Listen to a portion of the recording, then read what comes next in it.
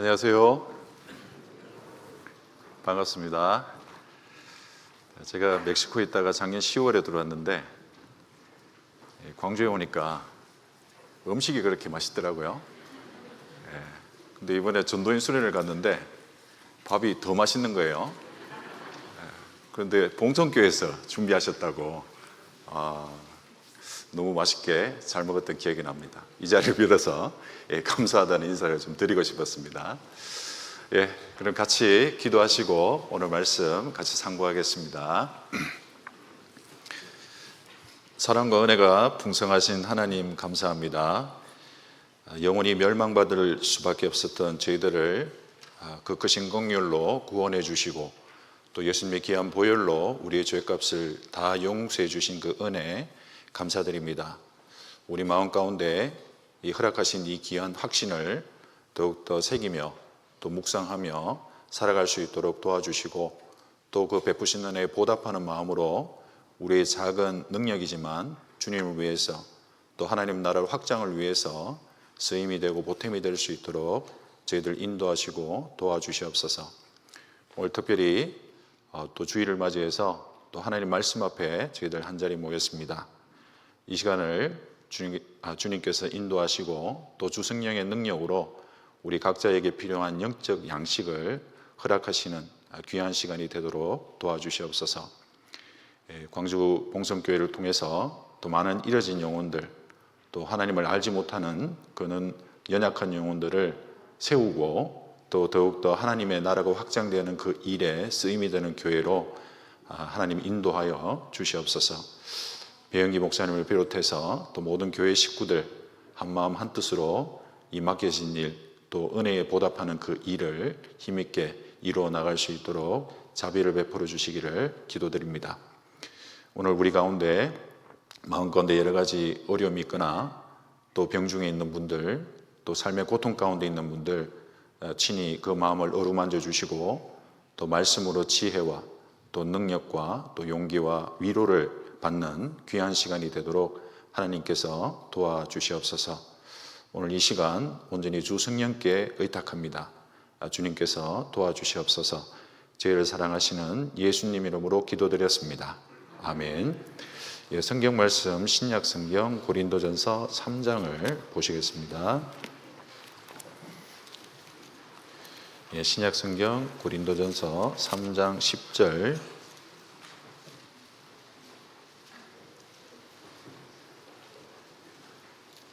10절 11절 말씀입니다. 신약 성경 고린도전서 3장 10절 11절 말씀 두 절 말씀인데요. 제가 읽겠습니다. 내게 주신 하나님의 은혜를 따라 내가 지혜로운 건축자와 같이 틀을 닦아 두매 다른 이가 그 위에 세우나 그러나 각각 어떻게 그 위에 세우기를 조심할지니라. 11절 말씀 같이 읽어보겠습니다. 이 닦아둔 것 외에 능히 다른 틀을 닦아둘 자가 없으니 이 틀은 곧 예수 그리스도라. 우리가 구원받고 신앙생활을 이어가고 있습니다. 근데 그 신앙생활을 이어나갈 때 어디에 바탕을 두고 살아갈지 그 내용을 교훈을 해주고 있습니다. 우리가 건물을 세울 때도 그 바탕이 중요하고 기초가 굉장히 중요하죠. 아무리 외관이 아름답고 또 멋있어도 기초가 부실하면 그 건물은 작은 충격에도 넘어지도록 되어 있습니다. 우리의 신앙생활도 마찬가지로 하나님께서 또 이 말씀을 비롯해서 이야기해 주시는 것이 또 신앙의 틀 위에 우리의 그 신앙의 집을 짓는 것과 같다, 그렇게 말씀을 해주고 있습니다. 그렇다면 우리가 신앙생활 가운데 또 구원받고 하나님이 허락하신 자녀로서의 삶을 살아가는 가운데 정말 중요한 것은 어떤 터 위에 내 신앙의 삶을 세워나갈 것인가, 그것이 어떤 중요한 부분이다라고 할 수가 있겠습니다.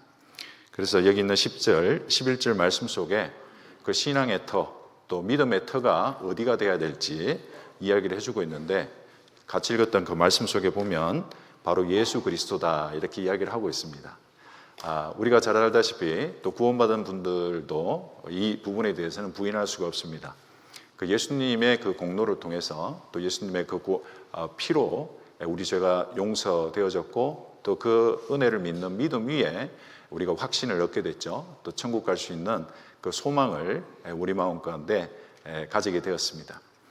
그 이후에 우리가 이제 주님의 자녀로서 또 성도로서 거룩하게 된 그 무리로서 이제 하나님을 섬기고 이제 살아가게 됩니다. 그 모든 발걸음이 그러면 어디에 바탕을 두고 살아가야 될 것인가?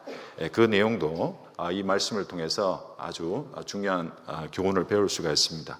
그것은 바로 예수 그리스도의 터, 다시 말해서 은혜의 터 위에 우리가 신앙생활을 해나가야 될 것을 다시금 말해주고 있죠. 하나님은 우리를 구원만 해주시고 버려두신 것이 아닙니다. 구원받은 이후에 우리의 연약함을 여전히 아시고 또 보고 계십니다. 구원받기 전에 우리는 아무리 어렵다 할지라도 천국에 천국에 이를 만한 그런 의를 가지고 있지는 못했죠. 우리 사람끼리는 또 사람 사이에는 우리가 유익하게 할 수 있는 의를 가지고 있었고 또 우리가 악하다 할지라도 사람에게만 해를 끼칠 수 있는 그런 한계를 다 가지고 있다라고 이야기를 하고 있습니다. 그래서 값없이 우리가 할 수 없는 또 우리가 다다를 수 없는 그 천국 갈 수 있는 그 은혜를 값없이 베풀어 주셨죠. 그런데 구원받은 그 이후에 우리의 삶이 또 우리의 육신이 또 우리의 능력이 급변하는 것은 아니죠. 여전히 구원받기 전에 가졌던 그 연약한 육신을 그대로 우리는 가지고 살아갑니다. 그리고 그 연약한 우리의 성격, 성품 그대로 가진 채로 이제는 나를 구원해 주신 그 예수님을 섬기는 길로 들어서게 됐죠. 그 길을 우리 이제 신앙의 길이다, 또 좁은 길이다 이렇게 표현을 하죠. 양의 문을 통과한 사람은 반드시 그 신앙의 길, 좁은 길을 걸어가도록 돼 있죠.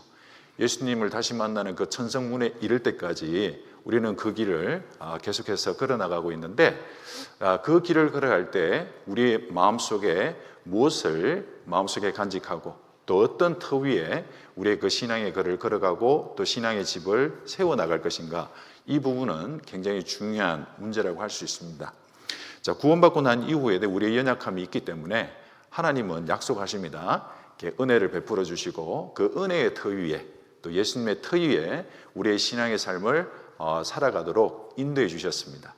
또 그런 약속을 또 성경 여러 곳을 통해서 말해주고 있죠. 그래서 내가 살아가는 그 걸음이 정말 은혜 터 위에 또 하나님이 베풀어 주신 그 능력 가운데 이 삶을 우리가 이어간다라면 주님 오시는 그날까지 하나님이 원하시는 또 하나님이 바라시는 그 온전한 열매를 맺는 가운데 그 신앙의 삶을 우리는 마칠 수 있을 거라고 확신을 할 수가 있죠.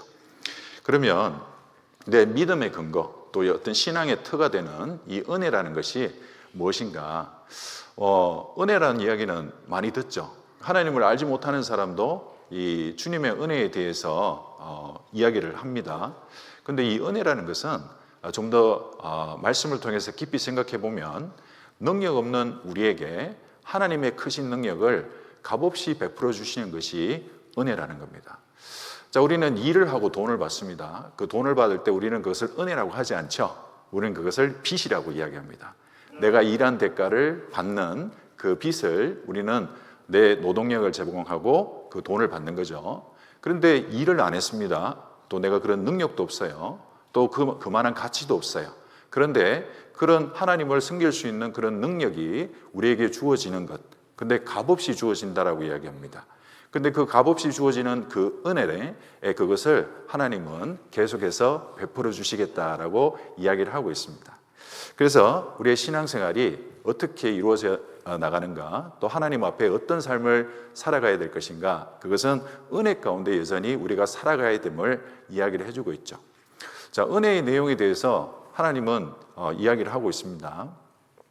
자, 은혜가 무엇일까? 하나님, 우리가 이것을 좀 더 깊이 이해하고 누리기 위해서 성경에서 말하고 있는 이 내용을 한번 생각해 볼 필요가 있어요.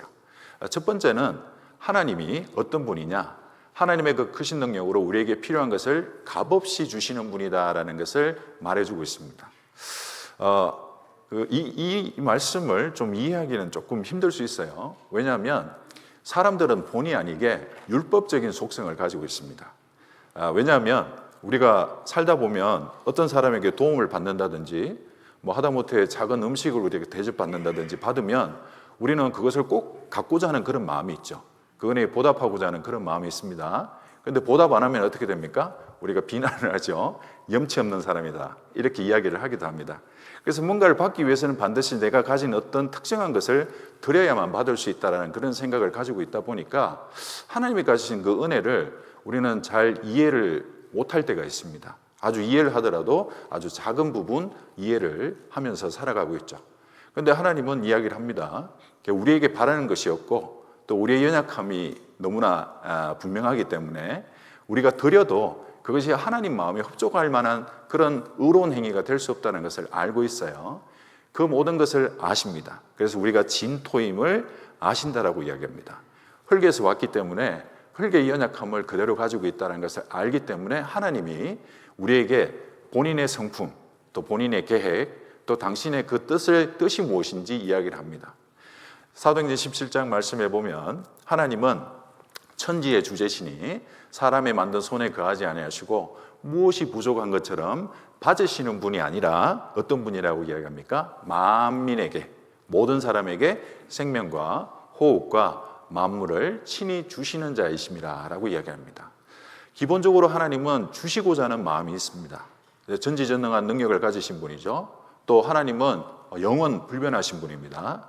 근데 그에 반해서 우리는 전지전능하지도 못하고 또 오래 살지도 못하고 또 영원히 살 수도 없는 그런 연약한 육신을 가지고 있습니다.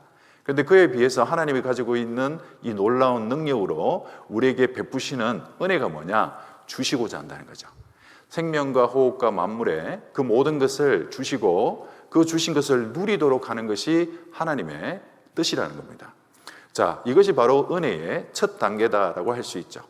자, 구원받은 사람에게도 어떻습니까? 우리가 구원받고 이 자리에 지금 나와 있지만 또 어떤 분은 내 노력으로 내 결심으로 신앙생활을 지금 이어가고 있다라고 이야기를 하고 있지만 실제로 하나님이 주신 것을 누리기 때문에 지금 이 자리에 우리가 살아가고 있는 거예요. 호흡하고 있고 또 건강을 유지하고 있고 하나님을 위해서 살 수 있는 그런 마음도 가지게 되는 겁니다. 주시는 분이라는 거예요. 우리와 상관없이 내가 가지고 있는 상태와 상관없이 항상 주시고자 하는 그런 간절한 마음을 가지고 계신다. 그것이 하나님의 뜻인 겁니다. 구약성경 민수기 6장에 보면 이스라엘 백성들의 그 불순종한 모습들이 많이 등장합니다. 자, 이스라엘 민족들이 가데스 바네아에 도착을 했습니다. 하나님의 약속하신 땅, 그 가나안 땅에 바로 들어갈 수 있는 절호의 기회를 잡았습니다. 그런데 그 믿음이 없는 행동으로 인해서 오히려 멀어지게 됐죠. 오히려 40일 만에 갈 수 있었던 길을 40일을 하루를 1년으로 환산해서 40년간을 광야를 헤매게 했습니다. 방황하게 했죠. 그런데 그 말씀 속에 하나님이 기본적으로 가지고 있던 그 말씀이 뭐냐? 내가 너희를 축복하기를 원하고 내가 너희에게 복 주기를 원하고 내가 너희를 인도하기를 원한다. 민수기 6장 말씀에 아주 자세하게 이야기를 하고 있습니다. 하나님은 받고 주시는 분이 아니라 무조건적으로 우리에게 주시는 분이다라는 걸 말해주고 있죠. 그렇기 때문에 우리가 구원을 받았습니다. 자, 구원을 받고 난 이후에도 우리에게 경건에 속한 모든 것을 어떻게 하신다고 이야기합니까? 주신다고 이야기해요. 자, 말씀을 한번 보시겠습니다. 베드로후서 1장입니다. 베드로후서 1장 말씀을 보시겠습니다. 2절, 4절까지 베드로후서 1장입니다.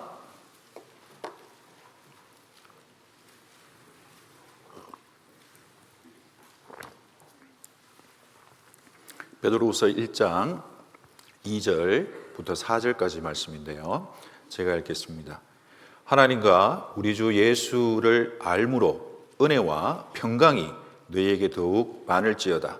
그의 신기한 능력으로 생명과 경건에 속한 모든 것을 우리에게 주셨으니 이는 자기의 영광과 덕으로서 우리를 부르신 자를 알므로 말미암음이라.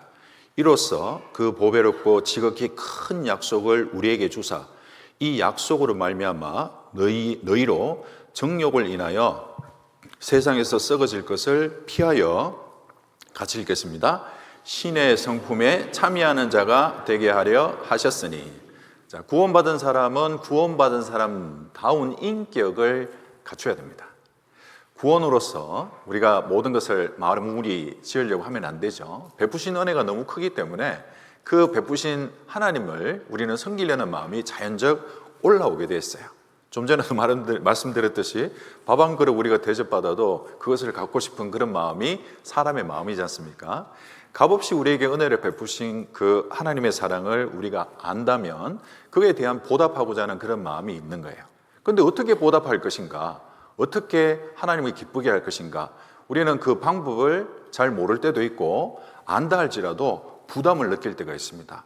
그렇게까지는 내가 할 수 없는데, 성경 속에 있는 이 말씀만큼은 내가 할 수 없는데 라는 그런 부담을 가질 때가 있죠. 그런데 여기 있는 말씀처럼 이야기를 합니다.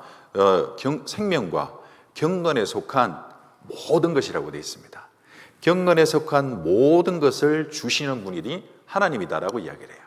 그 주신 것을 누리는 가운데 결국 우리가 이루어가는 것은 뭐냐면 구원받은 하나님의 자녀라는 그 신분을 얻은 것에 그치는 것이 아니라 성품을 하나님의 자녀답게 이루어가는 겁니다.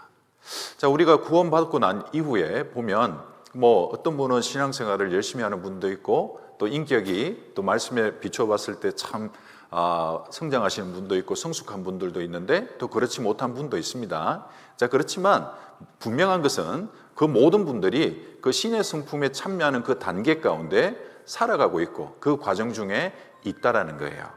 그런데 이 신의 성품에 참여한다라는 이 말이 하나님의 말씀에 근거해서 또 하나님이 원하시는 그 뜻에 맞게 살아가는 그 삶의 모습을 이야기를 하는데요. 근데 이 모든 것이 어떻게 이루어지느냐? 경건에 속한 모든 것을 주신 것, 또 경건에 속한 이 모든 것을 받는 삶, 이 삶을 통해서 이루어진다는 것을 말해주고 있습니다. 다시 말하면 받지 않으면 살 수 없다라는 걸 말해주고 있어요.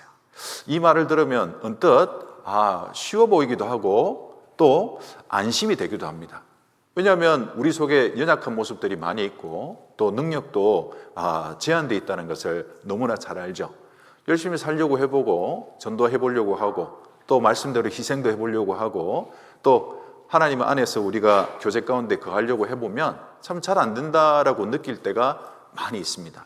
그런 한계를 우리가 느낄 때마다 하나님이 약속하신 것이 무엇이냐? 생명과 경건에 속한 모든 것을 우리에게 주신다.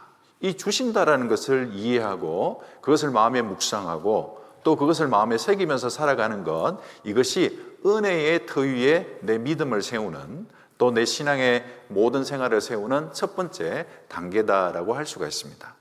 내 상태나 내 여건이나 지금 내 성품의 어떤 현 주소나 이것이 중요한 것이 아니라 하나님은 우리의 연약함을 아시기 때문에 그에 필요한 모든 것을 주시고자 하는 그 마음이 이미 준비가 되어 있다. 그걸 아는 거예요. 그리고 또 하나님이 이 사실을 이야기하면서 우리에게 이제 알려주십니다. 그러면 그 은혜를 주시기 위해 준비되어 있다면 우리 편에서 해야 될 일이 무엇이냐? 그 은혜를 받기 위해 하나님 앞에 나아가는 거죠. 이 두 가지 과정, 또 이 두 가지 사실을 마음속에 잘 기억하고 살아가는 그 사람이 신앙의 길을 걸어갈 수가 있고 또 그 신앙의 집을 온전한 그 믿음의 터 위에 세워나갈 수 있는 겁니다. 주신 것을 받고 누리는 그 생활을 통해서 하나님의 일을 우리가 이루어 나갈 수 있다는 걸 말해주고 있죠. 자, 우리에게 어떤 그 부족한 것들을 많이 허락을 하십니다. 어제도 이제 저희가 오전 집회가 있어서 이제 마치고 난 다음에 상담을 이렇게 하는데 어떤 분이 계속 그래요. 왜 하나님이 이 세상을 불합리하게 만드셨고 왜 아담을 통해서 이 모든 사람이 죄인 되게 하셨는가?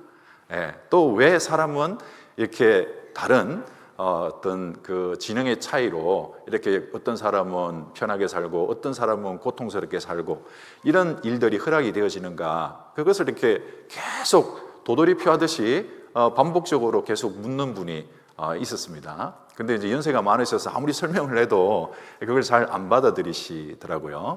그런데 그런 게 사실 우리 삶의 모습이죠. 우리 세상을 보면 참 불공평한 것도 많고 또 우리 신앙생활 하는 사람 각자 개개인을 봐도 달란트가 각각 다르고 처한 여건이 다르고 어떤 분은 태어나면서부터 구원받은 가정에 태어나서 신앙생활하고 어떤 분은 죽으라고 고생하는 가운데 겨우겨우 신앙생활 이어가는 그런 과정 중에 있고, 그런 많은 다른 모습, 다양한 모습 가운데 신앙생활을 이어가고 있습니다. 근데 왜 이런 연약한 모습이 있고 이런 우리 삶 가운데 수많은 결핍들이 주어지냐? 사실 그 결핍이 우리를 하나님께 나아가도록 한다는 겁니다.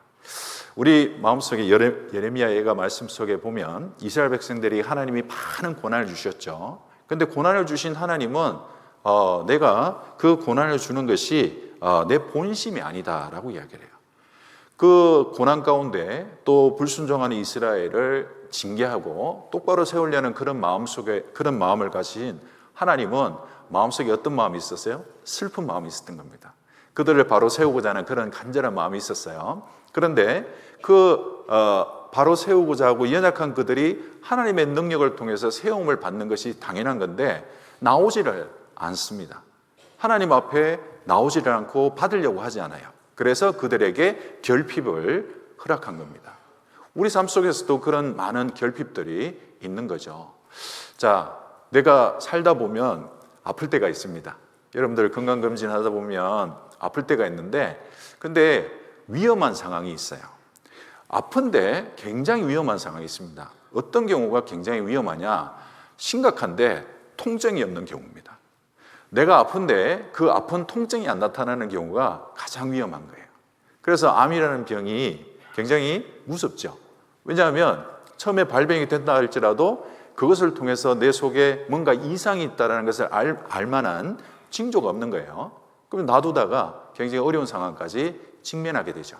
그래서 어떨 때는 이 통증이라는 것은 우리에게 축복이 될 수 있다. 왜냐하면 그것을 통해서 어디가 잘못되었는지, 내가 무엇을 해야 되는지 생각해보고 묵상해보는 그런 시간을 가질 수 있기 때문입니다.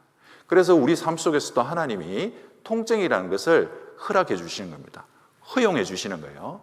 우리를 사랑하시지만 때로는 여러 가지 어려움 가운데 직면하도록 하시고, 내가 계획하는 신앙의 길이를 할지라도, 하나님의 뜻을 위해서 살고자 하는 그런 결심을 가진다 할지라도 그 결심이 장벽에 부딪히는, 장애물이 부딪히는 그런 상황을 허락하십니다.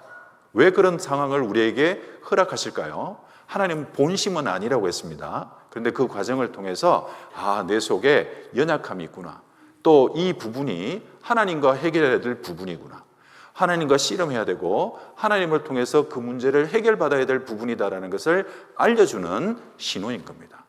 신앙생활 가운데 통증이 있는 것을 우리는 감사하게 생각해야 돼요.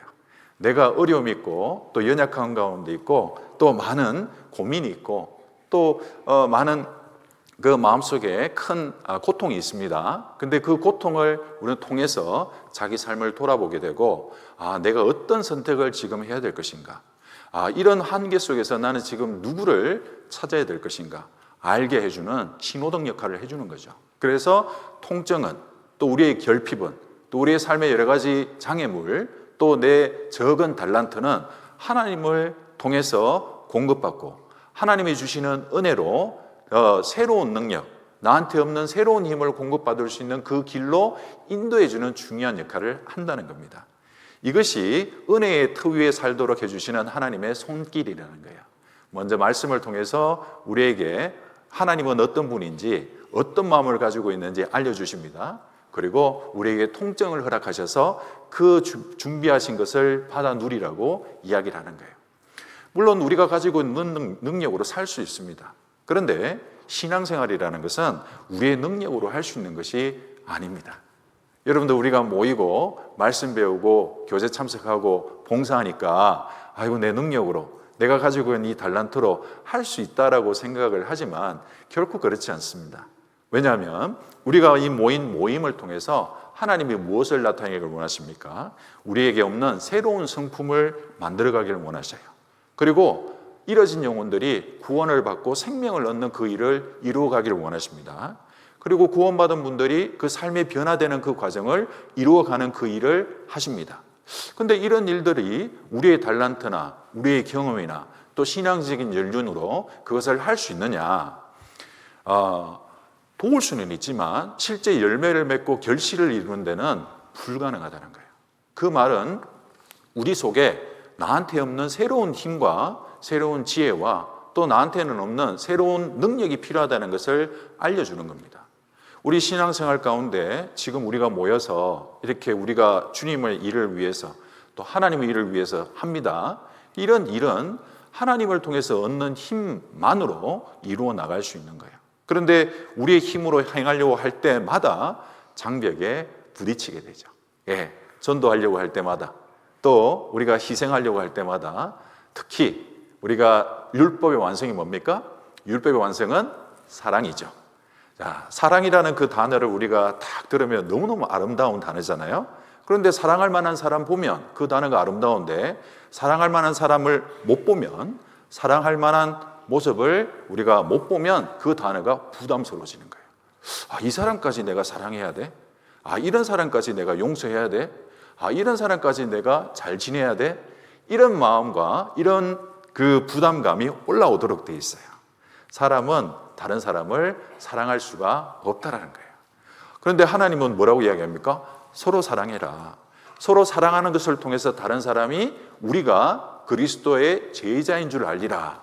그렇게 이야기를 합니다. 율법의 완성이라고 이야기해요.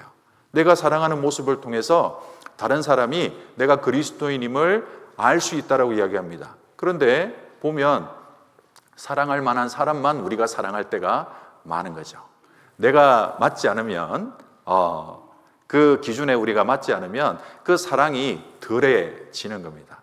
자, 그런 모습을 우리가 살아가는데 참 너무 부담감을 느끼죠. 앞에서 목사님은 사랑하라고 이야기하는데 내 속에 그런 사랑할 수 있는 능력은 없고, 그래서 이런 결핍, 이런 차이를 왜 주셨을까?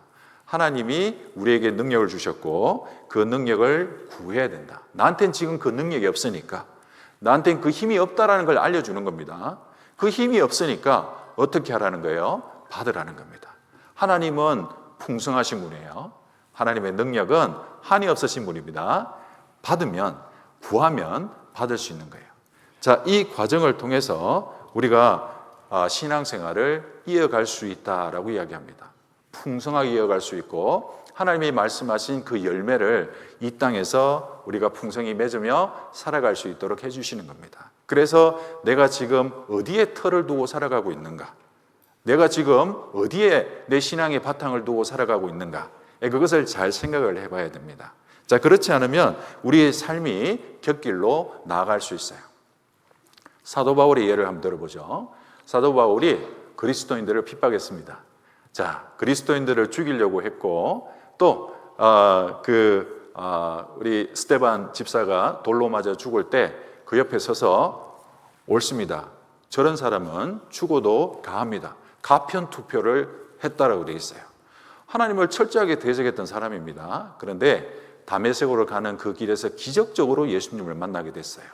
기적적으로 예수님을 만나고 구원을 받게 됩니다. 그러니까 구원을 받고 난 이후에 그 베푸신 은혜가 얼마나 큰지를 깨닫게 됐습니다. 그리고 복음을 전하기 시작했죠. 이 바울의 전도를 통해서 많은 지역에 있는 사람들이 구원을 받습니다. 아시아에 있는 지역뿐만 아니라 유럽에 있는 여러 지역까지 또 로마에까지 복음이 전해져요. 그것은 사도 바울의 그 헌신과 그 복음 전하는 그 열정 때문에 이루어진 것이 분명합니다. 그런데 그 삶을 보면 우리가 봤을 때는 그 사도 바울의 성품과 또 그 사도 바울이 살았던 열정이 우리에게는 큰 도전이 되고 또 우리에게 도전이 되는 동시에 부담이 되는 것이 사실입니다. 그런데 그것이 왜 우리에게 부담이 되지 않는다라고 성경은 계속 이야기를 하느냐? 사도 바울이 어떻게 해서 그런 삶을 이루어갈 수 있는지 성경은 말하고 있습니다. 그 은혜의 길을 동일하게 바울도 걸어갔다라는 거예요. 로마서 7장을 한번 찾아보겠습니다. 로마서 7장입니다.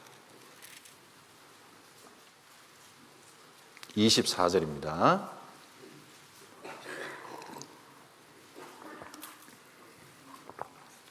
로마서 7장 24절입니다.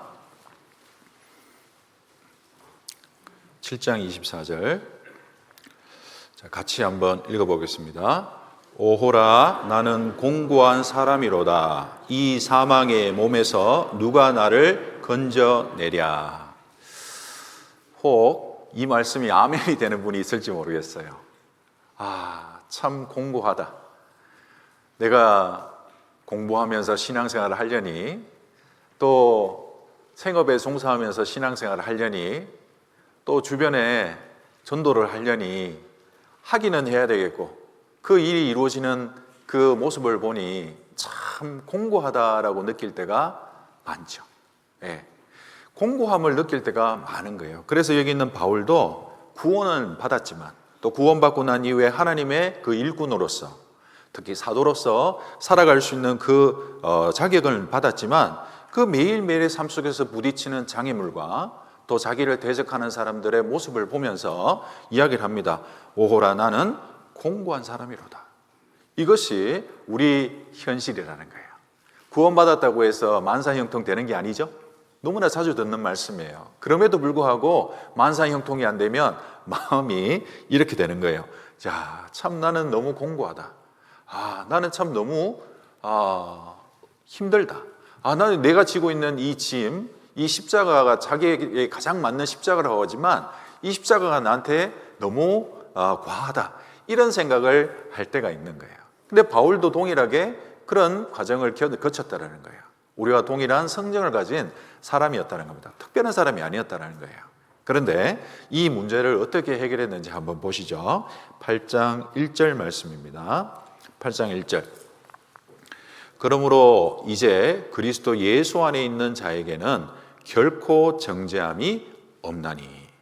자, 예수님 안에서 정죄함이 없다라고 이야기했습니다. 죄의 사함은 받았지만 끊임없이 자기 속에 죄에 대한 소욕이 끌어오른다는 걸 알았어요.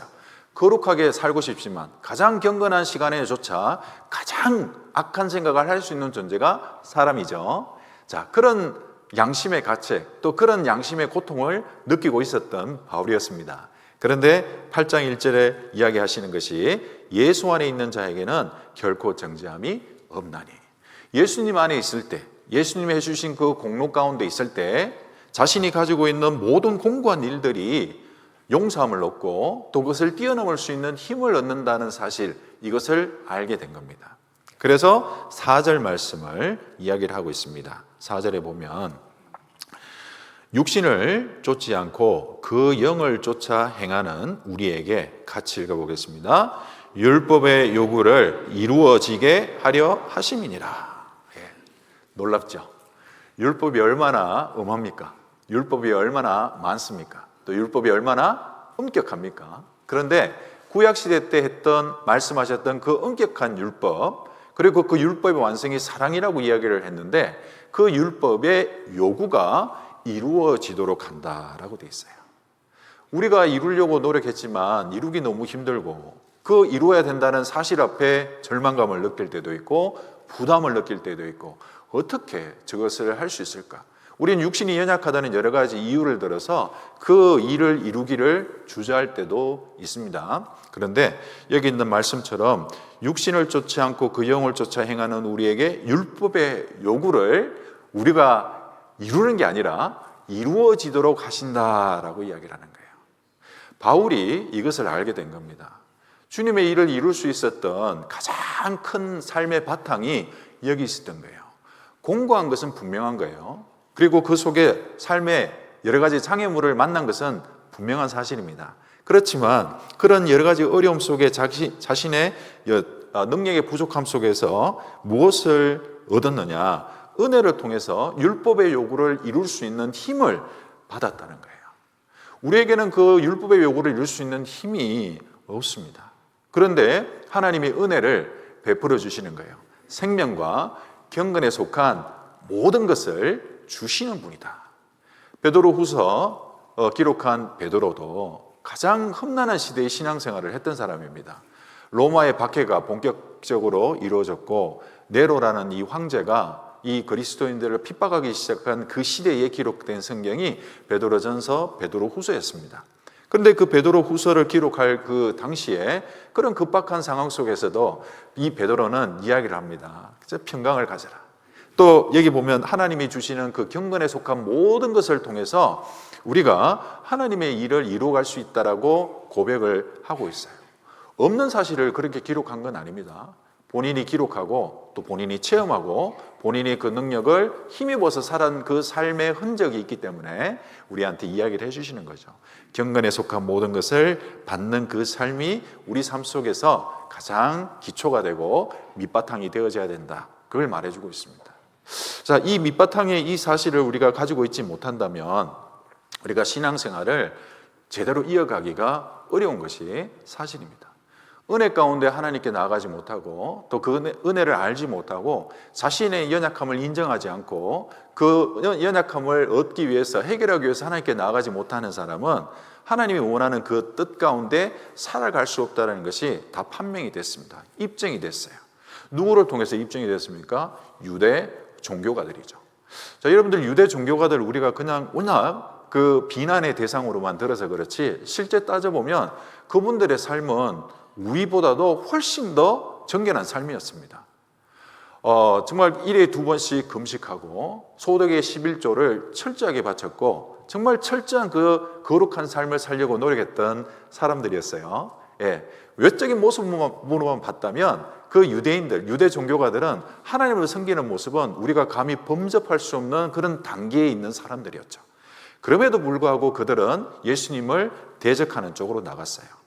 구약 성경에서 약속하신 그 메시아가 왔는데 또 그 그리스도가 왔는데 대적할 뿐만 아니라 십자가에 못 박아 죽였죠.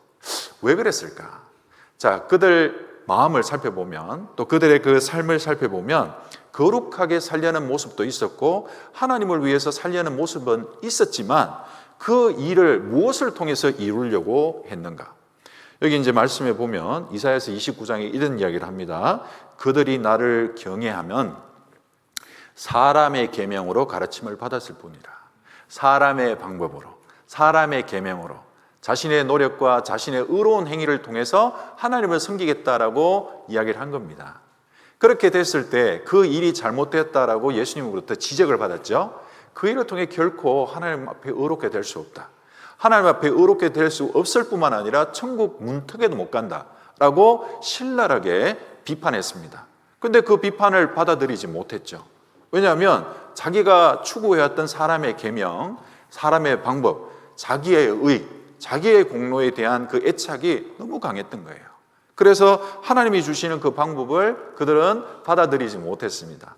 은혜의 터 위에 살지 못했죠. 하나님이 주신 것을 받아서 하나님을 섬기는 그 삶의 모습을 이루어가지 못했습니다. 오히려 자신의 능력으로. 우리가 봤을 때는 그 능력이 출중합니다. 또 그 삶의 모습은 아주 존경할 만하죠. 그렇지만 하나님 앞에 봤을 때 너희가 어려운들 하나님께 무엇을 드리겠으며 너희의 은은 사람이나 유익하게 할 뿐이다 라는 그 하나님의 기준을 그들은 무시하고 살았던 거예요. 사람의 힘으로, 사람의 방법으로 자기의 노력과 결심과 힘으로 하나님을 섬기려고 했던 그 삶이 있었기 때문에 결국에는 그들은 예수님이 자신의 삶에 도움이 돌이 된 것이 아니라 부딪히는 돌이 된 거죠. 예. 하나님을 하나님답게 섬기고 하나님이 주신 그 법을 하나님이 원하는 그런 모양으로 섬기는 것이 당연한 겁니다. 그런데 그렇게 살기 위해서는 은혜가 필요한 거예요. 우리에게 힘이 필요한 거고 나에게 없는 능력이 필요한 겁니다. 그런데 그것을 경홀히 여기고 무시하고 본인의 노력과 사람의 계명으로 이루려고 노력했습니다. 결과적으로 예수님을 배척하고 또 예수님이 부딪히는 돌이 그들 삶에 이루어지게 된 거죠. 예수님과 정면으로 부딪혔고 결국에는 그들이 예수님이 주시는 은혜를 받지 못함으로 인해서 영원한 형벌 가운데 들어가는 불행한 결말을 맞이하게 됐습니다. 자, 이 사람들뿐만 아닙니다. 우리 그 부자 청년 마태복음 19장에 보면 부자 청년이 예수님을 찾아옵니다. 예수님, 내가 무엇을 해야 영생을 얻을 수 있습니까? 굉장한 열의를 가지고 있었죠. 이 부자 청년이 마음속에 야, 내가 그럼 어떻게 하면 정말 영생을 얻고 천국에 갈 수 있을까? 그런 호기심도 있었고 또 그런 열의도 있었습니다. 그래서 예수님이 이야기를 합니다. 율법을 다 지켜라. 그러면 네가 영생을 얻고 나와 함께 천국에 갈 수 있다. 그리고 네가 가지고 있는 재물을 다 팔아서 나를 쫓아라. 가난한 사람 나눠주고 나를 쫓아라. 그렇게 이야기를 했습니다. 근데 그 이야기 처음에 이 부자 청년이 딱 듣고는 율법을 지키라라는 이야기를 들었을 때는 내가 어렸을 때부터 다 지켰습니다. 간음하지도 않고 내가 우상 숭배도 하지 않고 다른 사람 도와주고 하나님을 섬기는 그 일을 율법에 맞게 잘 이루어왔습니다. 그렇게 이야기를 했어요. 그런데 예수님이 이야기를 하시죠. 너에게 한 가지 부족한 것이 있다. 영생을 얻기 위해서 한 가지 부족한 것이 있다. 뭐가 부족했어요? 가난한 사람들, 자기가 가지고 있는 재산을 다 팔아서 가난한 사람들에게 나눠주고 그리고 너는 나를 따르라 라고 이야기를 한 겁니다. 그런데 이 부자 청년이 그 이야기를 듣고 어떻게 됐어요? 근심했다라고 돼 있죠. 그 다음 말이 더 절망적이었어요. 근심하며 가니라. 근심하며 가니라. 예수님이 왜 그 부자 청년의 결핍을 이야기했을까? 많은 훌륭한 모습들이 있었지만 그 마음속에 재물을 사랑하는 마음이 있었고 또 율법을 온전하게 지킬 수 있는 힘이 없다라는 사실을 알려준 거예요. 한 가지 부족한 것이 있었다. 한 개 어기면 못 어긴 거나 동일한 거죠. 이 부자 청년은 온전하게 살고 싶긴 했지만 그 한 가지 부족한 그것 때문에 천국을 못 가는 거예요. 그것을 알아야만 내가 부족하구나. 내가 이것을 지킬 수가 없구나. 내가 돈이 많다 보니까 이걸 다 주려니까 너무 아깝구나. 그 사실을 알고 예수님 앞에 그 사실을 내어놓아야 했던 겁니다. 하나님, 내 사실 이렇게 살 수 없습니다. 내가 그동안은 온전하게 살려고 노력했지만 이것까지는 못합니다. 이것까지는 못하겠습니다. 하나님 도와주십시오. 예수님 도와달라라는 그런 은혜를 구하는 모습이 있어야 되는데 결국에는 갔죠. 하나님의 은혜를 바꾸자는 마음이 그 속에 없었어요. 그래서 그 마음 때문에 결국 그 이후에 그 부자 청년의 이름은 성경에 등장하지 않고 결국에 영원히 그 영생을 얻지 못하는 그런 불행한 결과를 가져오게 된 거죠. 자, 그렇기 때문에 이 로마서 9장을 한번 보시면 이렇게 이야기를 합니다. 로마서 9장 32절, 33절 말씀입니다.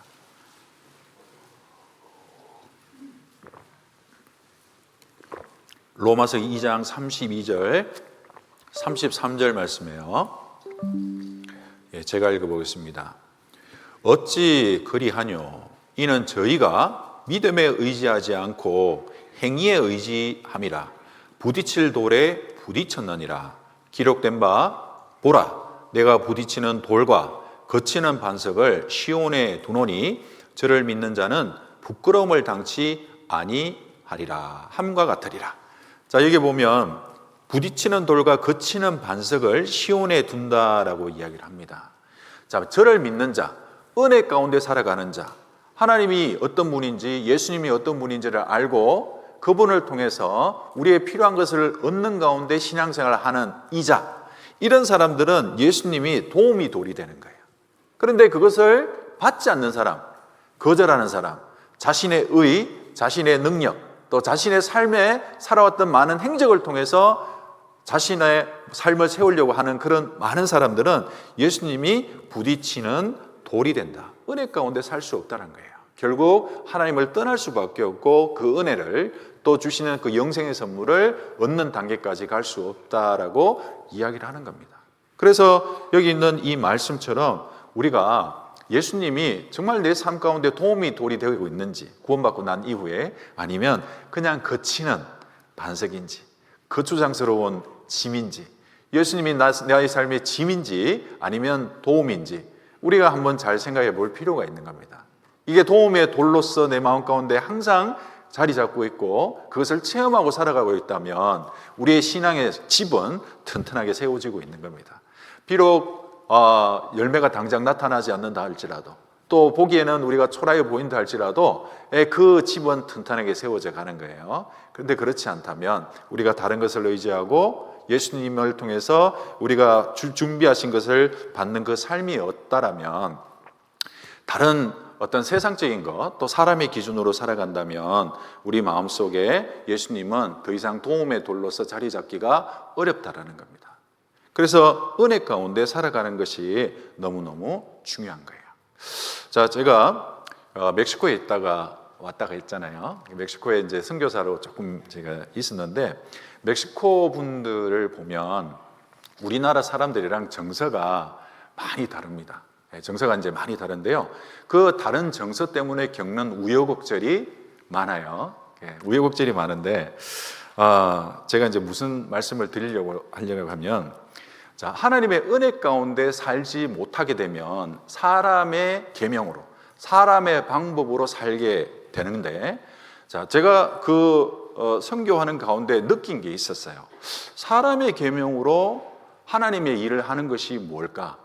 또 사람의 계명으로 은혜를 떠나서 사람의 방법으로 살아가는 그 모습이라는 게 과연 뭘까라는 걸 이렇게 간접적으로 좀 이렇게 조금 느낀 적이 있었습니다.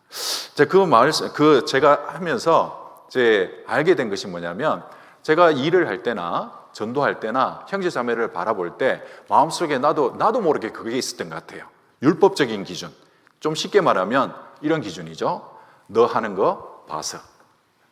이 기준을 가지고 있었던 것 같아요. 사람의 계명이 여기 있는 거죠. 우리 사람은 어떤 기준을 가지고 있어요? 아까 좀 전에도 이야기 드렸듯이 율법적인 속성이 우리 속에 나도 모르게 있다고 돼 있죠. 그러다 보니까 사람을 볼 때 우리는 은혜의 시각으로 보는 것이 아니라 내 사람의 시각으로 보는데, 그 시각을 좀 쉽게 말하면 하는 거 봐서예요. 하는 거 봐서. 제가 이제 멕시코에 계시는 분들이 굉장히 좀 재밌어요. 그리고 성향도 우리나라 사람들이랑 굉장히 다릅니다. 어떤 면이 다르냐면 굉장히 느긋해요. 굉장히 느긋합니다. 그런데 그 느긋하다는 것을 좀 나쁜 말로 표현하면 게을러요. 그런데 또 다른 면으로 이야기하면 굉장히 사람들이 여유롭고 친절합니다. 그래서 외국인에 대해서 굉장히 좀 이렇게 호의적이에요. 다른 나라에 비해서 호의적인데, 어느 정도 호의적이냐면, 저는 이제 여러분들 보셔서 아시겠지만 제가 좀 멕시칸처럼 생겼거든요. 그래서 저를 보면 자기 동족인 줄 알아. 그래가지고 볼 때마다 그냥 스페인어로 그냥 보자마자 이야기를 합니다. 근데 이제 저희 자매를 보면 멕시칸들이 보기에는 전형적인 한국형 미인이요. 멕시칸들이 보기에. 그래서 가다가 차가 막힐 때 아주 좋습니다. 창문을 딱 내리고 저희 자매가 얼굴을 딱 열고 손만 딱 흔들어주면 홍해의 기적이 일어나요. 쫙 갈라집니다. 그 정도로 친절한 분들이에요. 외국인들에 대해서 아주 호의적이고 한국 사람들에 대해서 호의적이에요. 그런데 그런 여유로운 마음이 자기 생활까지 있다 보니까 굉장히 좀 게으르고, 어떻게 보면 좀 신앙생활을 우리가 봤을 때 열의가 없다라고 느껴질 때가 많이 있습니다. 그래서 이제 우리 주일날 모이면 여기는 11시 되기 전에 시작을 하시잖아요. 10시 45분에 바로 딱 시작을 하는데, 그분들은 물론 안 그런 분들이 있지만 몇몇 분들은, 또 거기 있는 대부분은 시간 약속 개념 자체가 조금 그렇게 타이트하지 않습니다. 그래서 11시에 시작한다 그러면 보통 한 11시 20분, 빨리 오면 11시 10분, 좀 늦게 온다 싶으면 11시 반. 그래서 처음에는 기다렸어요. 11시 반까지.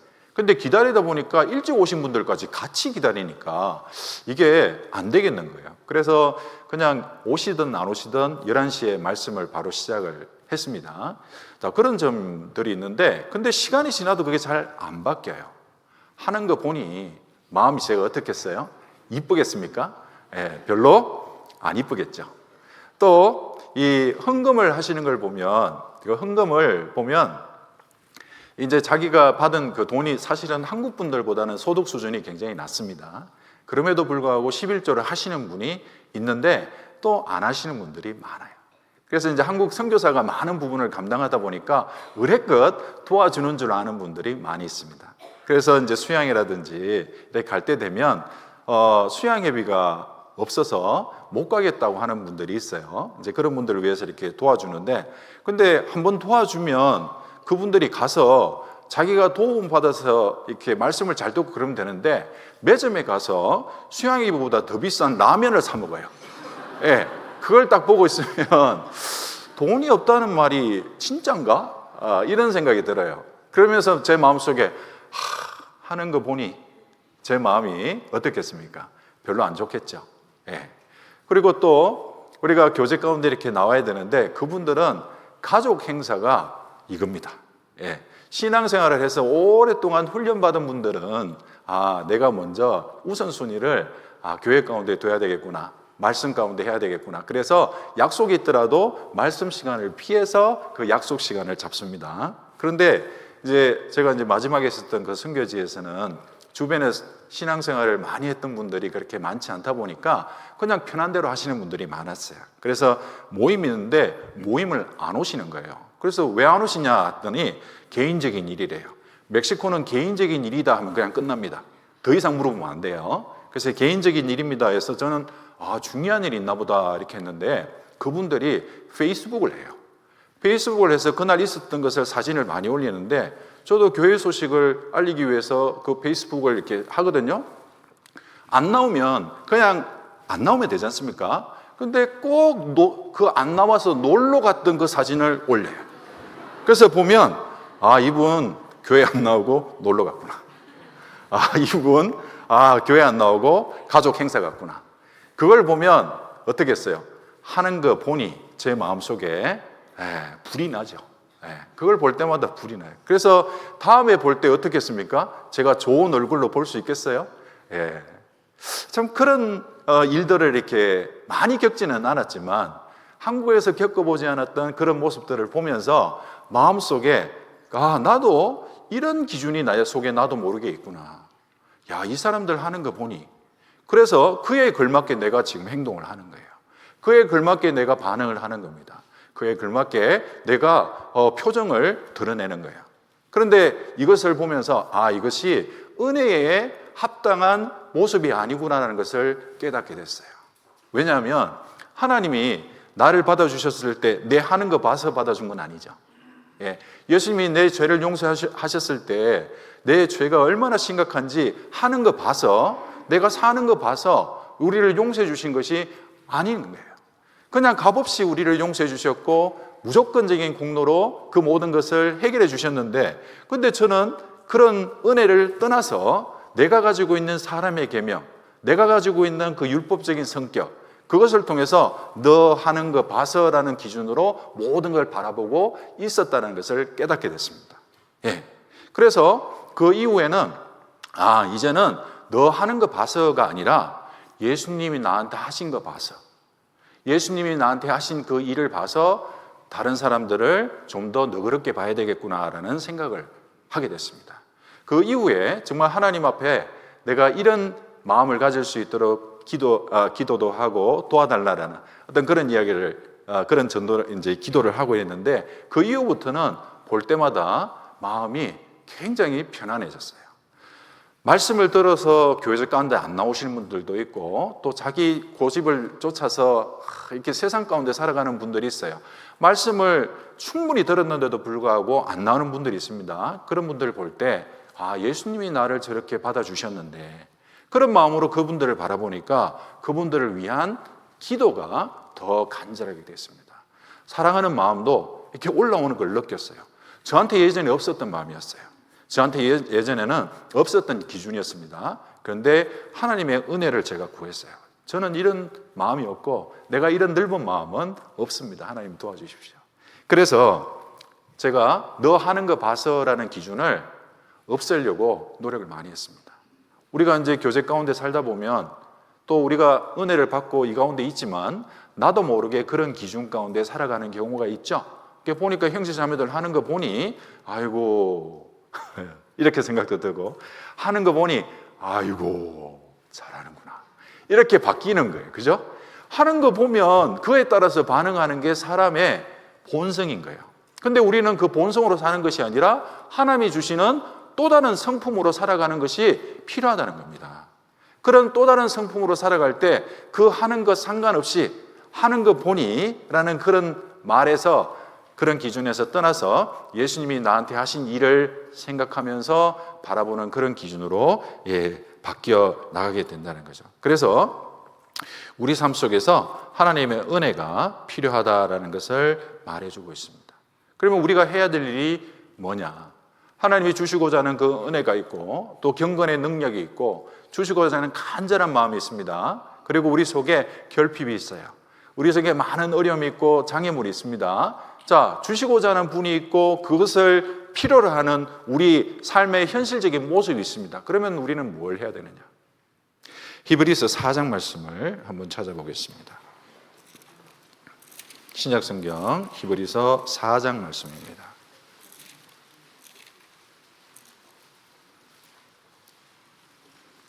14절, 16절 말씀입니다.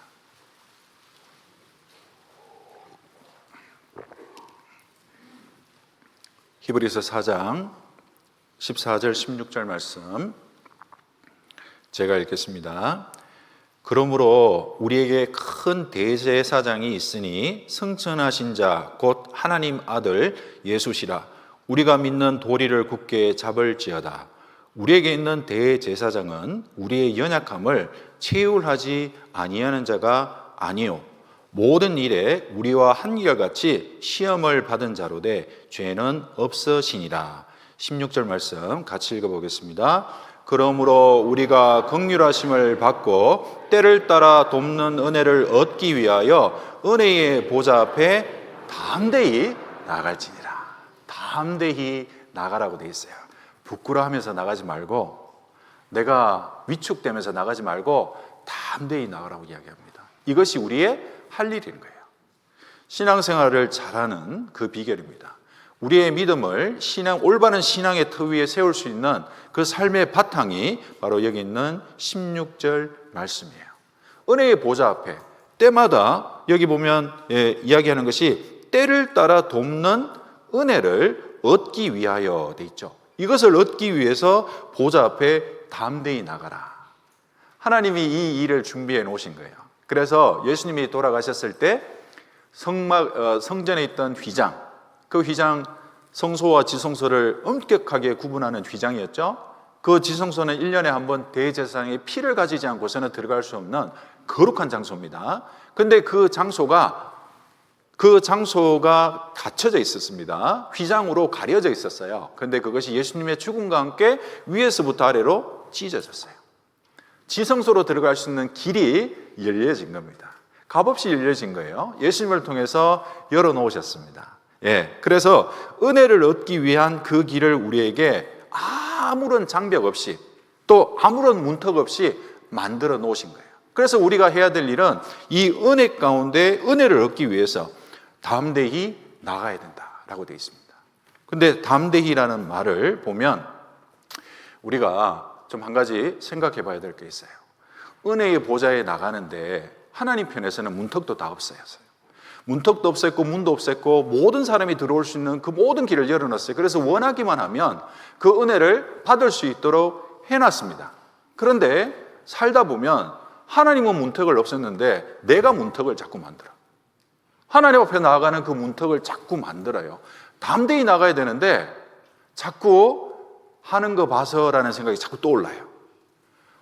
내가 하는 거 보니 남들을 바라보는 시각이 다른 사람들 당신들 하는 거 봐서라는 생각으로 이렇게 살아오다 보니까 자기 자신에게도 알게 모르게 그런 기준으로 바라보는 거예요.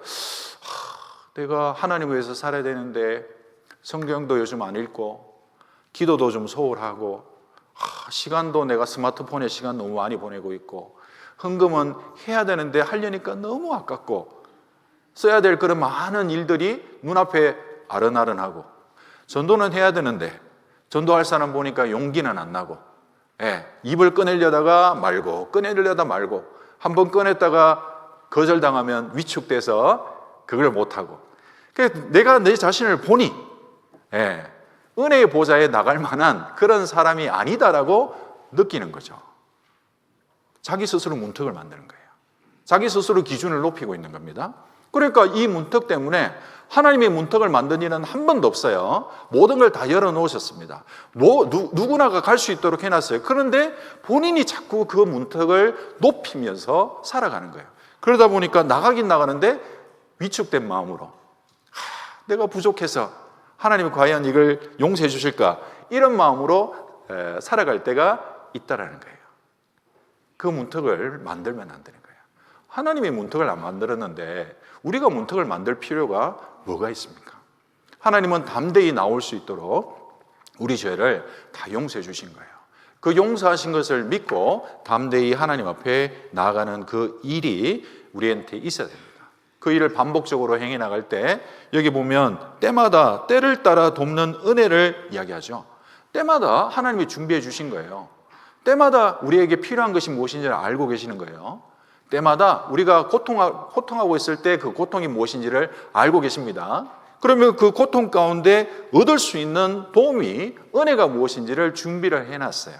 그런데 내가 가지고 있는 연약함과 부족함과 불성실함과 때로는 죄 때문에 우리가 스스로 문턱을 높이고 담대히 나가지 못하는 경우가 있는 겁니다. 죄가 있다면 죄를 가지고 나가야 되는 거예요. 하나님 앞에 내가 솔직하게 이런 죄가 있다라고 그 은혜의 보좌 앞에 내려놓는 겁니다. 내가 게으름이 있다면 그 게으름을 가지고 하나님 앞에 은혜의 보좌 앞에 나가는 거예요. 내가 이렇게 살려고 하는데 이런 게으름 때문에 살지 못하고 있다고. 내가 용기가 없어서 이게 담대히 살지 못하고 있다고. 그러면 그것을 들고 은혜의 보좌 앞에 나가는 겁니다. 근데 그 문턱을 자꾸 내 스스로 만들어 놓고 나가지 않는다라면 우리의 신앙의 터는 점점 흔들리도록 되어 있어요. 하나님 앞에 나아가는 거예요. 여기 있는 때를 따라 돕는 은혜를 얻기 위해서 은혜의 보좌 앞에 담대히 나가라. 왜 담대히 나갈 수 있습니까? 내가 하는 거 봐서 담대히 나갈 수는 없어요. 예수님이 나를 위해서 하신 일 때문에 담대히 나갈 수 있는 겁니다. 그렇게 했을 때 우리의 신앙생활이 더욱더 주님 앞에 온전히 세워질 수 있다는 것을 말해주고 있습니다. 그래서 이 은혜가 없다면 우리는 신앙생활을 결코 성공적으로 이루어내지 못하는 거예요. 아무리 훌륭한 사람, 여러분들 종교가들, 좀 전에 제가 말씀드렸죠? 유대 종교가들 중에서는 최고였습니다. 그럼에도 실패했어요. 그럼에도 예수님을 부딪힐 돌로서 받아들였습니다. 그런데 우리는 하나님 예수님을 생각하면 예수님이 해주신 그 일을 생각하는 것, 또 예수님이 하신 일을 봐서 담대히 나아갈 수 있는 겁니다. 그렇게 될 때 우리의 은혜의 보좌 앞에서 힘있게 살아갈 수 있는 겁니다. 자, 그러면 이 은혜의 보좌 앞으로 우리가 힘있게 나아가기 위해서 좀 생각해야 될 것 두 가지만 좀 말씀을 좀 드리도록 하겠습니다. 자, 은혜의 보좌 앞에 우리가 나가야 되는데 어떻게 하면 우리가 좀 더 힘있게 담대히 나아갈 수 있을까? 그리고 그 은혜를 누리면서 살아갈 수 있을까? 첫 번째 우리가 한번 그 이유를 보겠는데요. 고린도전서 7장을 보시겠습니다. 고린도전서 7장 20절 말씀입니다.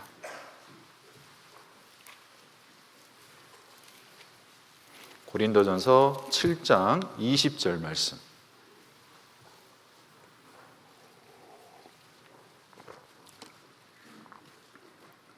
(7장 20절) 제가 읽겠습니다.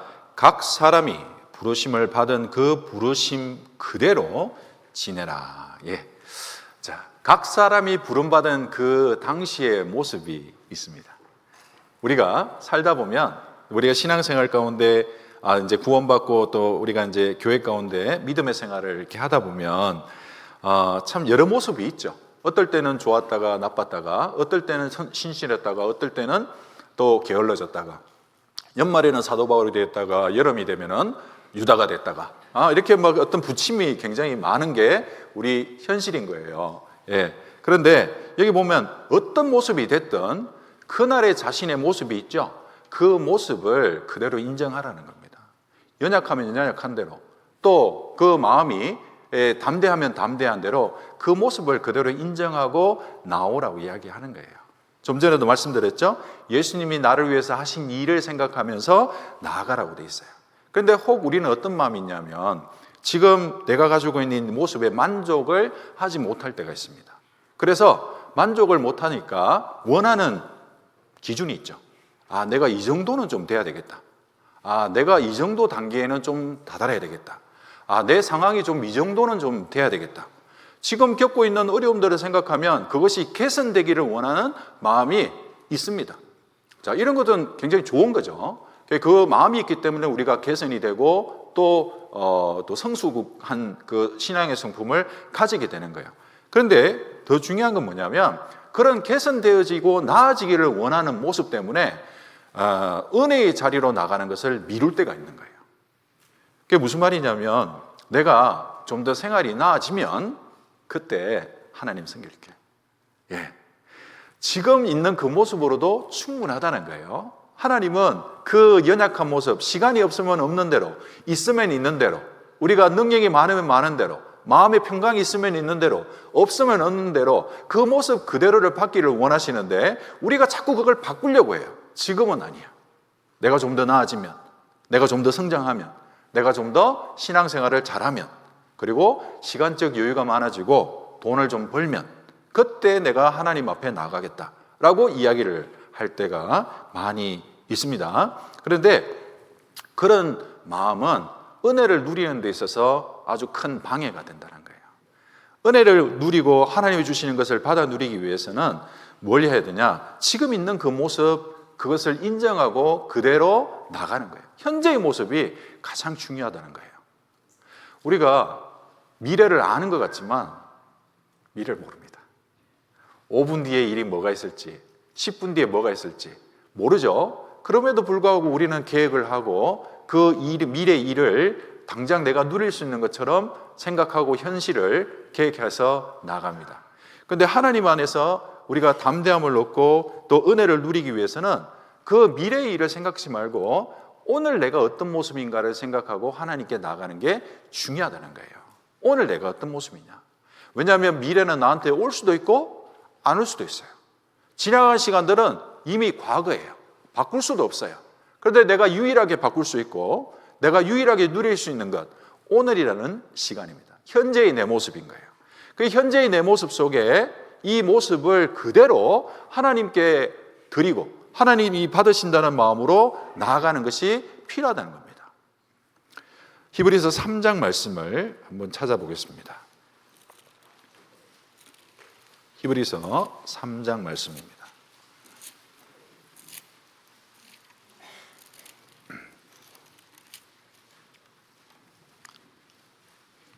3장 15절 말씀입니다. 14절부터 제가 읽겠습니다. 14절, 우리가 시작할 때에 확실한 것을 끝까지 견고히 잡으면 그리스도와 함께 참여한 자 되리라. 성경에 일렀으되, 같이 읽겠습니다. 오늘날 너희가 그의 음성을 듣거든 노하심을 격동할 때와 같이 너희 마음을 강팍해 하지 말라 하였으니. 오늘날 너희가 그의 음성을 듣거든 강팍해, 다음에 할게, 다음에 내가 기회 있으면, 내 상황이 좋아지면 이라고 하지 말라는 거예요. 오늘이라는 시간에 하나님이 주신 메시지가 있다면 그 메시지대로 살아가는 겁니다. 은혜를 받기 위해서 나아가는 겁니다. 그런데 우리는 때때로 살다 보면 피곤하다는 이유로 다음에, 내일, 시간이 되면 이런 마음으로 살아갈 때가 있어요. 그러다 보니까 은혜 받는 것을 자꾸 연기하죠. 내가 지금 은혜가 필요한 것, 도움이 필요하고 경건에 속한 모든 것이 필요한 시간은 오늘이라는 시간이에요. 그런데 그 오늘이라는 시간 필요한 것을 얻기 위해서 나아가는 것을 내일로 자꾸 미루는 겁니다. 다음으로 미루는 거예요. 지금은 아니야 라는 마음으로. 그런데 오늘 나아가 보면 하나님의 오늘 준비하신 은혜를 공급해 주십니다. 우리는 오늘도 은혜가 필요한 사람이에요. 내일도 필요하지만 오늘 내가 필요한 거예요. 그래서 우리가 직분을 맡는다든지 또 교회 가운데 여러 가지 일을 한다든지 또 개인적인 신앙생활을 해나갈 때 하나님이 주시는 은혜, 능력이 반드시 필요하다는 걸 알고 오늘이라는 시간을 결코 놓치면 안 된다는 겁니다. 그래서 말씀을 듣고 개인적으로 성경을 읽는 시간을 가지고 또 개인적으로 어려움이 있다면 그것을 하나님 앞에 내어놓는 기도의 시간을 가지고 오늘 주일날 말씀을 들었던 내용 중에 개인적으로 뭔가 마음속에 교훈을 받은 것이 있다면 그 교훈 받은 것을 하나님 앞에 내어놓고 그 말씀대로 살 수 있도록 해달라는 그런 기도하는 시간, 이것을 오늘 가지고 살아가는 겁니다. 그래서 오늘이라는 시간을 지금 내가 가지고 있는 형편을 어떤 환경을 하나님 앞에서 온전하게 또 합당하게 사용하고 살아가는 겁니다. 사사시대 때 많은 사사들이 있었죠. 근데 그런 사사들 보면 인간적인 약점을 하나같이 다 가지고 있었죠. 그런데 그 약점을 보면 좀 위로가 돼요. 야, 이런 분들도 이런 약점이 다 있었네, 그런 생각이 듭니다.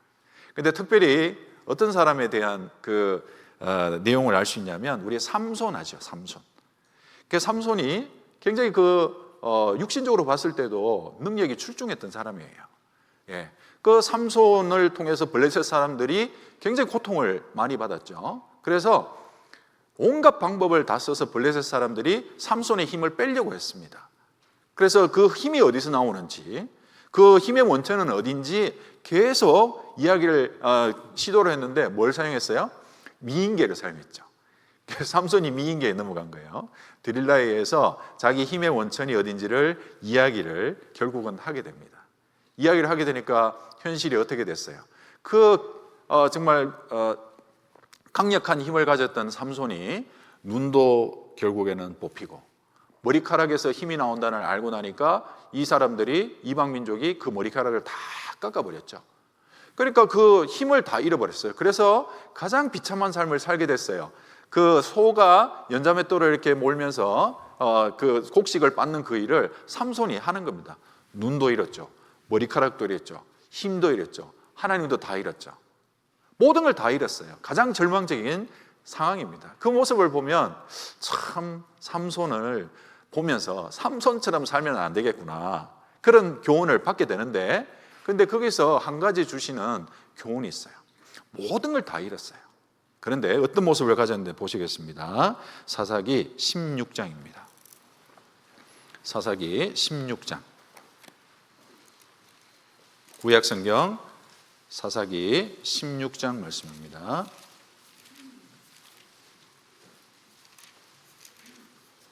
28절입니다. 사사기 16장 28절 말씀.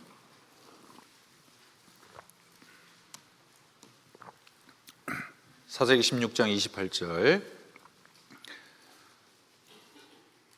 제가 읽어 드리겠습니다. 삼손이 여호와께 부르짖어 가로되 주 여호와여 구하옵나니 나를 생각하옵소서. 하나님이여 구하옵나니 이번만 나로 강하게 하사 블레셋 사람이 나의 두 눈을 뺀 원수를 단번에 갚게 하옵소서 하고 되어 있죠. 자, 여기 보면 삼손이 모든 걸 잃었지만 잃지 않은 한 가지가 있었죠. 여호와께 부르짖어 가로되. 자기가 가장 악한, 또 가장 비참한 상황 속에 처해 있었어요. 하나님을 찾을 만한 여건도 안 됐을 겁니다. 눈도 잃었죠. 힘도 없지요. 그리고 연자맷돌에 쇠사슬로 묶여 있죠. 그런데 삼손이 야, 내가 여기서 풀려나기만 해봐라. 그러면 내가 하나님과 함께 이 사람들을 멸하겠다, 이렇게 이야기하지 않았습니다. 자신의 있는 모습 그대로 하나님께 나간 거예요. 눈을 잃었습니다. 그 모습 그대로 나간 거예요. 쇠사슬에 묶여 있었죠. 전혀 개선될 기미가 없었어요. 그대로 하나님께 부르짖었어요. 그런데 그 일을 통해서 하나님이 역사를 하셨죠. 삼손이 살았을 때 블레셋을 죽였던 수보다 이 기도를 통해서 블레셋 사람을 죽인 수가 훨씬 더 많았다고 되어 있어요. 이 사실을 통해서 우리가 뭘 이야기합니까? 우리 자신의 있는 모습 그대로, 내가 가지고 있는 이 연약함이 있으면 연약함대로 하나님의 음성이 들렸고 기회가 주어졌다면, 또 은혜의 보좌를 우리가 은혜의 보좌에 나갈 수 있는 기회를 허락받았다는 것을 안다면 내 상태하고 상관없이 가는 거예요. 가서 내어놓는 겁니다. 내가 하려고 했는데 안 됐습니다. 도와달라고. 내가 사랑하려고 하는데 사랑이 안 됩니다. 내가 마음속에 큰 두려움이 있는데 이것을 해결할 수가 없습니다. 하나님 앞에 내어놓으면 놀라운 일이 일어나는 거예요. 나한테 없는 새로운 힘이 생기는 겁니다. 새로운 성품이 생기고 새로운 사랑할 수 있는 힘이 생기는 거예요. 그걸 경험해 나가는 것이 내 신앙의 바탕이 되어야 되는 거예요. 근데 이게 바탕이 안 되면 계속 흔들리죠. 계속 자기 속에 있는 연약함, 삼손처럼 눈 잃어버리고 힘 잃어버리고 머리 잃어버리고 모든 걸 잃어버린 그것만 바라보고 있는 겁니다. 왜 나는 이렇게밖에 살 수 없는가? 그런 마음으로 그냥 탄식하고만 살아가는 거예요. 오늘이라는 시간을 그냥 허비해버리는 겁니다. 예수께 나가서 은혜의 보좌에 나가는 그 기회를 놓쳐버리는 거예요. 오늘이라는 시간 하나님 앞에 나아가는 겁니다. 그래서 이 삼손은 정신승리한 게 아니에요. 나는 정말 하나님 위해서 나 살겠어 이렇게 이야기한 것이 아니라 정말 하나님을 통해서 자기한테 없는 힘과 능력을 부여받은 거죠. 이런 놀라운 일을 하나님은 준비하고 계시는 거예요. 왜 삼손의 이 비극적인 또 이런 비참한 모습을 이야기할 수 있을까요? 왜 이렇게 이야기하실까요?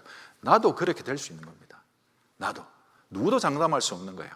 나도 유다처럼 살 수 있는 가능성이 있고, 나도 예수님을 3번 부인한 베드로처럼 살 수 있고, 또 나도 여기 있는 삼손처럼 세상에 있는 많은 유혹에 넘어져서 힘을 잃어버리고 살아갈 수도 있다는 걸 말해줍니다. 그런데 그런 상황이 있다 할지라도 하나님이 한 가지 잊어버리지 말고 우리 속에 간직하라고 하신 이것이 뭐냐? 여호와께 부르짖어 가로되. 여호와께 부르짖어 가로되. 이 부르짖는 그 가운데 하나님이 채워주시는 놀라운 그 은혜가 있다라는 것을 말해주고 있습니다. 그래서 우리 속에 어떻게 해야 될까요? 주님 안에서 우리가 오늘이라는 시간 통해서 내가 하나님께 나아가는 겁니다. 우리가 지금 그 누가복음 21장에 보면 과부가 헌금한 이야기가 나옵니다. 2렙돈을 했는데 2렙돈이 어떤 돈이냐? 그 과부가 가지고 있는 생활비예요. 생활비 전부라고 되어 있습니다. 그런데 이 과부가 헌금하는 것을 통해서 다른 사람보다 가장 많이 했다 이렇게 이야기를 했어요. 왜 가장 많이 했냐? 부자들은 있는 것 중에 일부를 했지만 이 가난한 과부는 자기 있는 것 전부를 했다라고 되어 있어요. 전부를 했는데 이 가난한 과부가 하나님 앞에 드릴 때 하나님 내가 나중에 돈 벌고 오면 할게요 이렇게 하지 않았죠. 하나님 내가 좀 여유가 좀 생활이 좀 여유가 있으면 내가 좀 할게요 하지 않았습니다. 자기가 가지고 있는 그 모습, 자기가 가지고 있는 그 현실에서 하나님께 나아간 겁니다. 그 결과 이 가난한 과부의 삶이 누가복음 21장에 딱 기록이 되어 있는 겁니다. 2000년이 넘는 기간 동안 그 가난한 과부의 그 행적이 지금까지 이어지고 있는 거예요. 자기 있는 그 현실의 모습 속에 하나님께 드린 겁니다. 나아간 거예요. 하나님을 통해서 그 힘을 이어받은 겁니다. 그 힘을 우리가 공급을 받은 거예요. 자, 이것을 우리가 잘 기억할 필요가 있습니다. 지금 현실의 모습, 오늘이라는 시간 주저하지 말고 담대히 예수님이 나를 위해서 하신 일을 생각하며 나아가자. 그럴 때 여러분들 마음속에 은혜가 더욱 넘칠 겁니다. 나한테 없는 힘이 더욱더 넘칠 거예요. 그리고 마지막으로 그 은혜가 우리 마음속에 더 넘치도록 하기 위해서 그 은혜의 보좌에 담대히 나가기 위해서 생각해야 될 것이 있는데 로마서 8장 28절을 보시겠습니다. 로마서 8장 28절입니다. 로마서 8장 28절.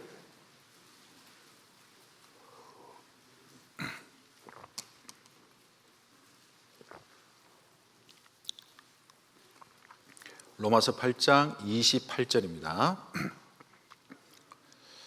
다 찾으셨으면 같이 한번 읽어보겠습니다. 우리가 알거니와 하나님을 사랑하는 자 곧 그 뜻대로 부르심을 입은 자들에게는 모든 것이 협력하여 선을 이루느니라. 여기 보면 모든 것이라고 되어 있어요. 모든 것. 내가 생각할 수 있는 범위에 있는 모든 것뿐만 아니라 내 생각의 범위를 벗어나는 모든 것입니다. 내가 상상조차 할 수 없었던 그런 모든 나와 관련된 일들이 어떤 일과 연관되어 있냐? 선을 이루는 것과 연관되어져 있다. 그렇게 이야기되어 있어요. 하나님은 은혜를 베푸실 때 우리 속에 있는 모든 삶의 환경을 동원해서 은혜를 베푸시는 거예요. 그러다 보니까 어떤 일이 있냐면 내가 원하는 은혜를 얻고 하나님이 주시는 은혜를 누리는데 그 누리는 시기, 방법이 내 생각과 다를 때가 있어요. 우리는 하나님의 기도의 응답이 요때 좀 이루어졌으면 좋겠다. 전도 집회 하는데 요번에 꼭 구원받았으면 좋겠다. 이번에 내가 정말 수련회 참석하는데 이번에 내 삶이 확 바뀌었으면 좋겠다. 그런 바람들이 다 있잖아요. 그런데 바람대로 됩니까? 안 됩니까? 잘 안 되죠. 바람대로 잘 안 돼요. 그러니까 그렇게 안 되다 보면 하나님이 나를 버리셨는가? 나를 떠나셨는가? 내 삶 속에는 하나님의 능력이 나타나지 않는가? 그런 생각을 할 때가 있습니다. 그런데 여기 보면 모든 것이 협력하여 선을 이룬다 되어 있어요. 내가 보기에 불합리한 것도 있고, 내가 보기에 정말 이해 안 되는 것도 있어요. 또 내가 보기에 정말 나타나야 될 때가 됐는데 그때에 안 나타나는 그런 하나님의 능력이 있습니다. 그런 걸 보면서 우리가 뭘 생각해야 되냐? 그래, 이것조차도 하나님은 사용하신다. 그 믿음이 필요한 거예요. 하나님은 우리에게 좋은 것만 사용하시고 내가 원하는 대로, 원하는 모양으로 나타나시지 않는 거예요. 하나님은 우리 종이 아닙니다. 하나님 우리 종이 아니에요. 내가 원할 때 믿을게, 내가 원할 때 하나님 섬길게. 하나님 우리 종입니까? 하나님 우리 종이 아니에요. 겸손해야 돼요. 하나님이 우리한테 주시고자 하는 것을 허락할 때 우리는 누릴 수 있는 거예요. 그래서 여기 있는 이 말씀처럼 모든 것이 선을 이루는, 협력해서 선을 이루도록 계획을 하신 겁니다. 그래서 우리 마음에 이 생각의 범위를 넓히는 게 필요해요. 내가 원하는 모양, 내가 원하는 시기, 그 시기 가운데 하나님이 역사하시고 내가 원하는 그런 형태의 힘과 위로를 주시기를 우리가 구하잖아요. 그런데 그게 아니더라도 우리가 기다릴 필요가 있습니다. 마음을 좀 넓힐 필요가 있어요. 이것 외에 아니더라도 또 다른, 내가 알지 못하는 다른 일을 통해서 분명히 선을 이루실 거다라는 그런 믿음을 가지고 살아가는 것이 필요하다는 거예요. 그래서 제자들이 하나님 나라를 이야기를 들었을 때 그 제자들의 반응이 어땠습니까? 당장에 나타날 줄로 생각했다. 로마의 그 식민지로 살고 있었고 나라를 잃어버린 채로 살아가는 유대인들은 정말 그 나라를 다시 얻는다는 메시지를 들었을 때 가슴이 뛰었을 겁니다. 이제 정말 우리는 나라를 가지게 되었구나. 이제 예수님의 능력 보니까 오병이의 기적을 통해서 5,000명을 먹이시고 무리를 걸어가시고 죽은 사람 살리고 병든 자를 고치시는 모습 보니까 이제는 이 하나님의 나라, 이것이 이 갈릴리, 그 팔레스타인 지역에 반드시 곧 이루어지겠구나라는 기대에 들떴습니다. 마음에 굉장히 벅찼을 거예요. 그런데 그 마음속에 뭐가 있었어요? 당장에 나타날 줄로 생각하였더라. 누가복음 19장에 그렇게 기록되어 있습니다. 그런데 당장에 안 나타났죠. 당장에 안 나타나니까 제자들이 예수님 십자가에 못 박히실 때 우리 메시아인 줄 알았는데, 우리의 왕이 될 줄 알았는데 비참하게 저렇게 힘없이 죽네. 다 떠났죠. 다 떠나버렸습니다. 예수님은 그 죽음까지도 선을 이루는 데 사용하셨죠. 예수님은 자기가 죽는 그 죽음에까지 나가셨습니다. 우리가 보면 이해가 안 돼요. 어떻게 죽는 걸 통해서, 영화 보면 주인공이 죽는 영화 보면 재미있습니까? 재미없죠. 영화 볼 때 주인공이 죽으면 그것처럼 허무한 게 없어요. 그런데 성경에서 주인공은 예수님인데 예수님이 죽네, 돌아가셨어. 그런데 그 모습을 본 이 제자들이 어떤 생각을 했겠어요? 이게 어떻게 이런 일이 있을 수가 있을까? 그런 마음으로 생각을 했어요. 그런데 예수님 편에는 그 죽음까지도 우리를 구원하는 일에 사용을 하셨죠. 죽음까지도.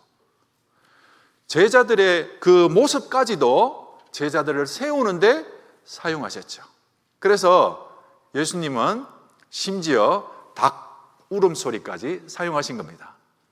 네가 닭 울기 전 3번 나를 부인하리라 라는 그 말씀을 통해서 이 베드로한테는 닭 울음소리가 굉장히 정말 현타가 오는 울음소리일 겁니다.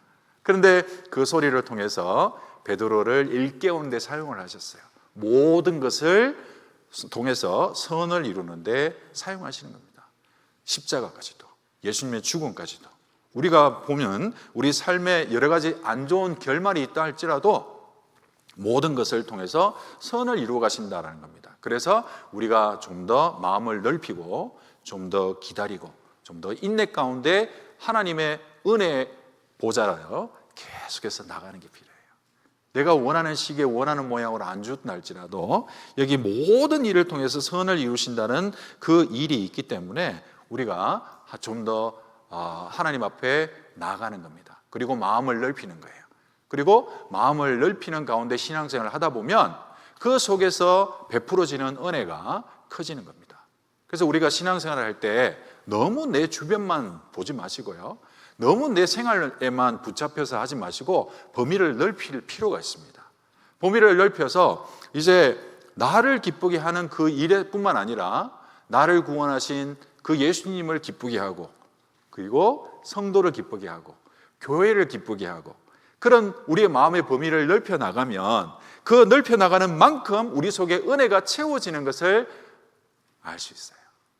주라 그리하면 다시 주시리라.